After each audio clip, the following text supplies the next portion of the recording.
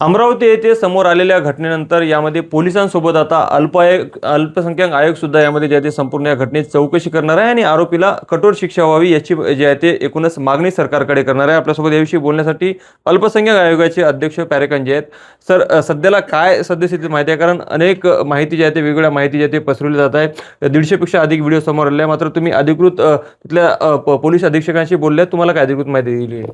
देखिए, कल रात में मेरे पास कुछ मुस्लिम लोगों की कंप्लेंट्स आई थी कि वहाँ पर कुछ मुस्लिम महिलाओं के साथ कोई अयान अहमद, तनवीर अहमद करके लड़का है, उसने कुछ फ़ोटोज़, वीडियोज़ बनाए, आपत्तिजनक वीडियो बनाए हैं।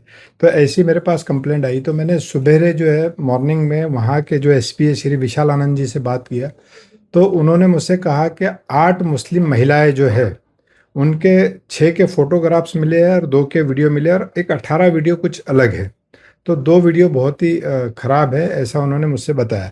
दूसरी बात, और भी कुछ वीडियो जो है वो लड़के ने डिलीट किया है। तो हमने वहाँ के पुलिस को बोला है कि भई आप ऐसे लोगों पर कड़क से कड़क कार्रवाई करें। और वो परतवाड़ा और ये जो एरिया है अचलपुर, तो वो थोड़ा-सा संगीन है, वहाँ पे दंगा होने की शक्यता ज़्यादा होती है। तो हमने पुलिस से कहा है कि आप थोड़ा-सा इस पे ध्यान रखें। महाराष्ट्र के अभी विकास की ओर अग्रसर है। महाराष्ट्र के मुख्यमंत्री श्री देवेंद्र फडणवीस जी जो है, वो सबसे पहले महिलाओं को सम्मान देने का काम करते हैं, महिलाओं को सशक्त बनाने का काम करते हैं। अगर आप देखेंगे तो महिलाओं के लिए भी उन्होंने एक बहुत बड़ी स्कीम लेके आई थी, लाडली बहना।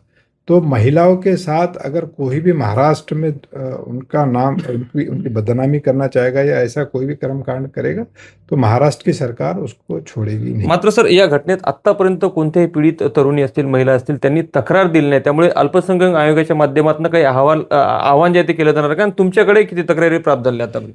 देखिए, अभी हमारे पास तो एक ही तकरार आई है, वो भी दूसरे लोगों की है। पुलिस को 8 लोगों के ऐसे मिले हैं। पुलिस के पास कुछ लोगों की तकरार भी आई है, उस पे पुलिस ने शायद मेरे ख्याल से गुना भी दाखिल किया है। और अल्पसंख्यक आयोग की जो टीम है, कल परतवाड़ा अचलपुर जाने वाली है, वहाँ के लोगों को समझाने वाली है कि आपका नाम जो है गुप्त रखा जाएगा, आपकी पहचान को छुपा दिया जाएगा। आप आगे आके पुलिस में कंप्लेंट करें। अगर आप पुलिस स्टेशन नहीं आते तो हमारे अधिकारी उनके घर पे जाके उनकी एक कंप्लेंट लेंगे, एक पुलिस अधिकारी को लेके जाके आप उनको कहा जाएगा कि भाई आपकी जो पहचान है वो गुप्त रखी जाएगी, आपको डरने की जरूरत नहीं।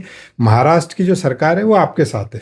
मात्र अतिशय संवेदनशील हा प्रकरण असताना काल काही स्थानिक लोकप्रतिनिधी असतील, काही हिंदुत्ववादी संघटना असतील, त्यांनी 150 पेक्षा अधिक व्हिडिओ असल्याचा दावा केला होता। मात्र प्रत्यक्षात काही 8 ते 10 व्हिडिओ सध्याला समोर आलेत। त्यांना काय सांगणार आहे? देखिए, अभी क्या है कि जो प्रशासन के हिसाब से आंकड़ा आया, हम उसी पे बोल सकते हैं। अभी कितने मिले, क्या मिले, वो शायद मेरे जानकारी में तो नहीं है, ना पुलिस के जानकारी में। तो जो भी जितने भी वीडियो या फोटो मिले हैं, ये आपके सामने रखे जाएंगे। और अभी तक जो है सिर्फ और सिर्फ मुस्लिम महिलाओं के ही नाम आगे आए हैं।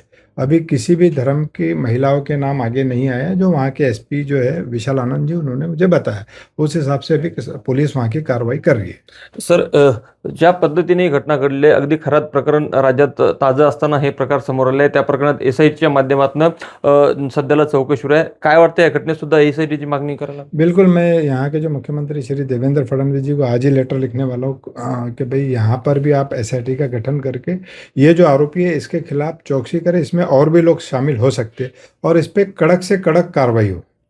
एकूणच आपण पाहू शकतो की अमरावती येथील घटनेमध्ये ज्या पद्धतीने पोलिसांनी तपास सुरू केला आहे, त्याच पद्धतीने आता उद्या अल्पसंख्याक आयोगाची टीम देखील अचलपूर येथे जाणार आणि संपूर्ण घटनेची माहिती घेणार आहे।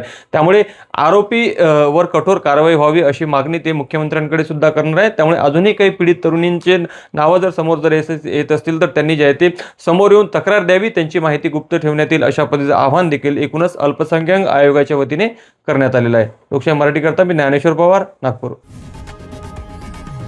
लोकशाही मराठी ऐका, पहा, जागरूक रहा।